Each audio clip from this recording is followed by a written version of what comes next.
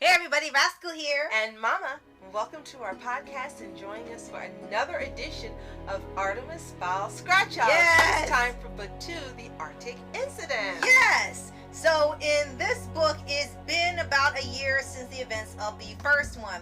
And Artemis is still looking for his father. And it looks like he has found him. It seems like he is in Russia. And it looks like the Russian mafia have him. So he's trying to figure out a way to get him back. So he ends up meeting up with Holly and the world of Haven once more, and they sort of make a deal to, if he helps them find out who's supplying these soft-nosed laser guns to the goblins who are attempting to start a revolution, that they would help him get his father back. Now, if this is your first time joining us, welcome. And the Artemis Fowl Scratch-Offs, we tell you what the characters really meant. We give you the tips on what Owen Colfer really couldn't say. Right. Rascal tells you what the character said, and then I tell you what they really said. Right. So in here, as we said, it takes place a year after the first book. That's really important when we get to these start these scratch-offs, because this is also part of what they took for the movie, and they just kind of butchered any of these events from happening aside from the therapist scene, which they nearly got line for line until like halfway through it, unfortunately. Now, first of all, if you haven't read Artemis Fowl books, you really need to purchase them, get them from your local library. They're an absolute joy for any age, no matter what age you are. Here, 8 to 80 to 800, like Root, you can read the Artemis Fowl series of books. They're brilliantly written by Owen Colfer, a brilliant writer, and we are so grateful for this series. So, what's going to happen here is Rascal will tell you the line, and then I will give you the scratch off of what they really mean. Right. All right. So we first start with chapter 2, when Holly is with a character named Chicks Verbal, and they're doing some other recon mission.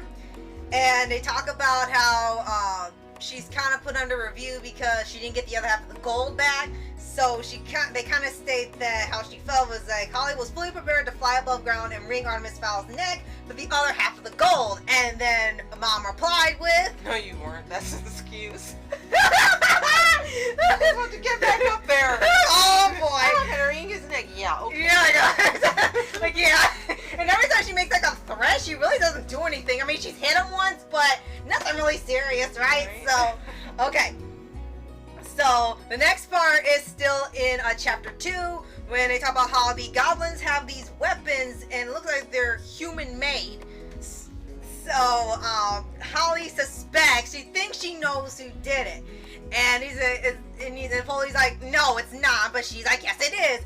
And she said, well, how many humans know about the goblins? Well, there could be plenty we don't know about them. And she said, well, how many have been mind wiped? Haven't been mind wiped. And he's like, okay, 3. He kind of didn't want to answer.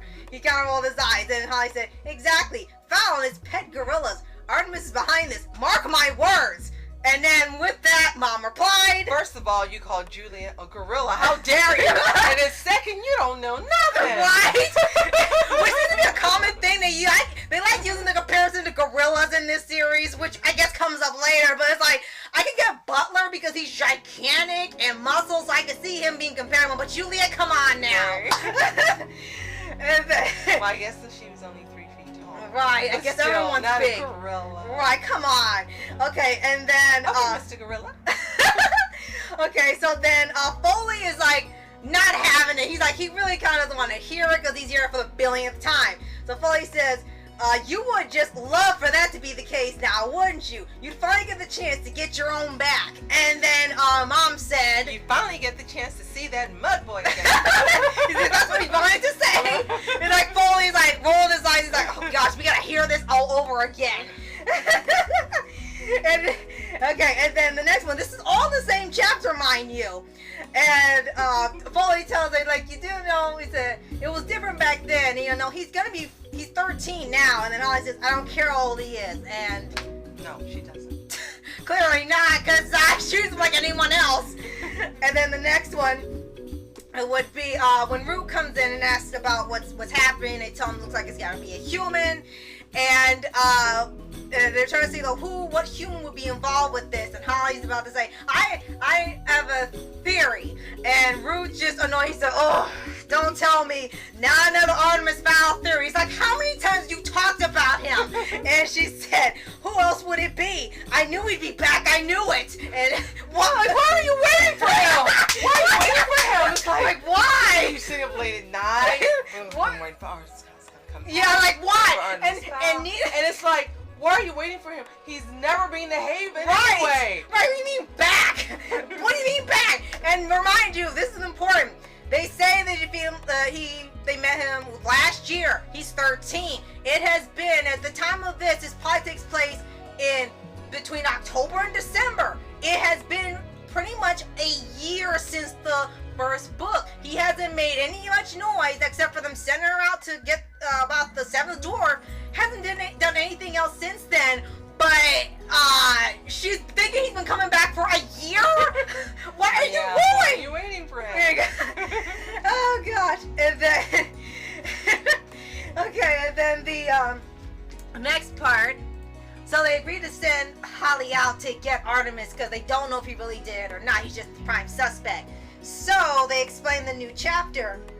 Holly works Holly works a double shift to go to the surface. It takes only one snack break and puts all of the shoot traffic on hold, and it takes priority pod and an entire shuttle for the return journey. And then with that, Mom replied with the double shift.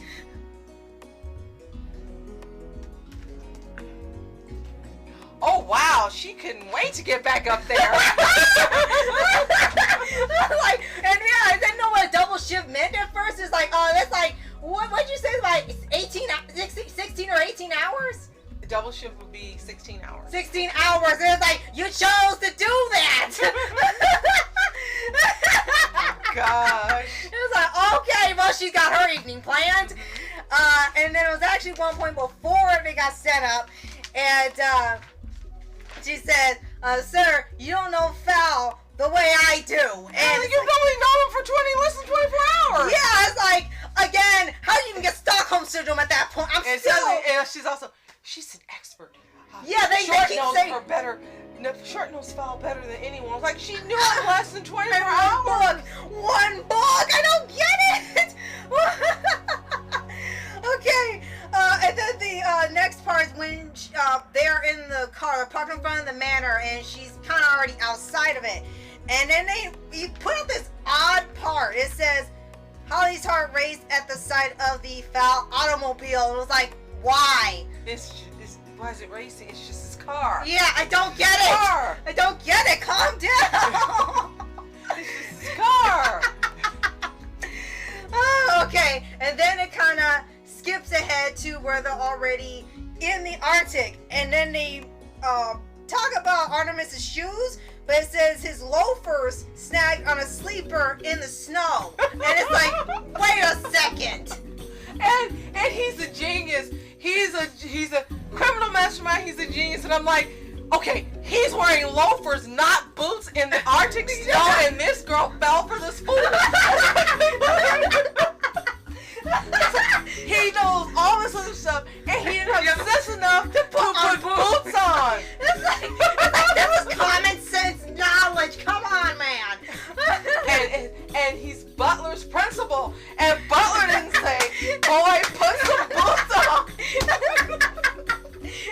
Okay, Master Fowl, put some boots on. Artemis, put some boots on. Somebody put boots on. But you can't go on the Arctic like this. Are you out of your mind? You're gonna go to Russia in this condition? Oh my gosh.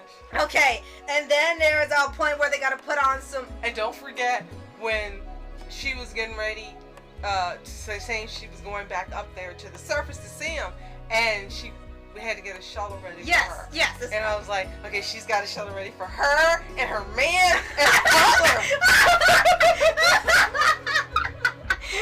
And you can hear that phrase a lot in these scratch-offs later on. Oh, goodness. Okay, and then it kind of gets forward to where they need to put on these protective suits because of the radiation. There's a lot of that in Russia, so they need to put on these suits to protect their skin. And she kind of calls Artemis, to know about the size for him that will fit him. And she's a fowl, front and center. And it says, Artemis had a bemused smirk. And it was like, why? Is he enjoying this? Why? Yeah, I don't get the... I don't know. That might have been suggestive, so we have to keep that in mind. So, just in case, because that didn't seem like the right reaction to that.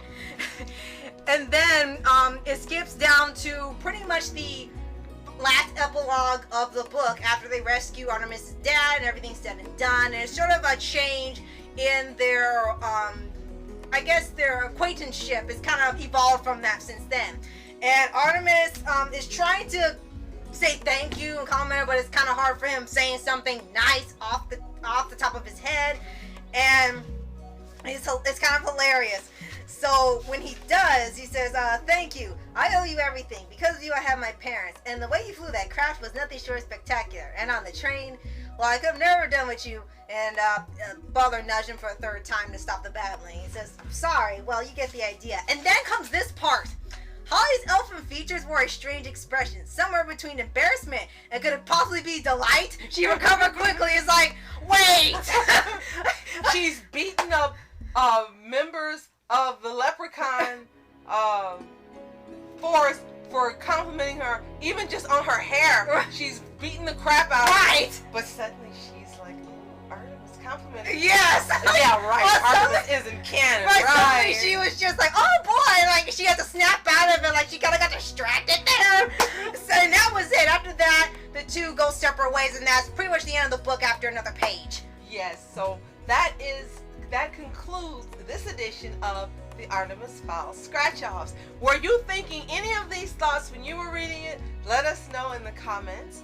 And if you have any thoughts that you were thinking when you were reading this, for some of this hilarious dialogue and the things that takes place, let us know in the comments as well. Yes, and be sure to like, subscribe, and get notification about the updates on future podcasts and Water Pause videos. And more Artemis Fowl Scratch-Offs. So, thank you so much for watching. I'm Rascal Entertainment. And Mom Entertainment. Have a fantastic day. Peace and see you in book 3.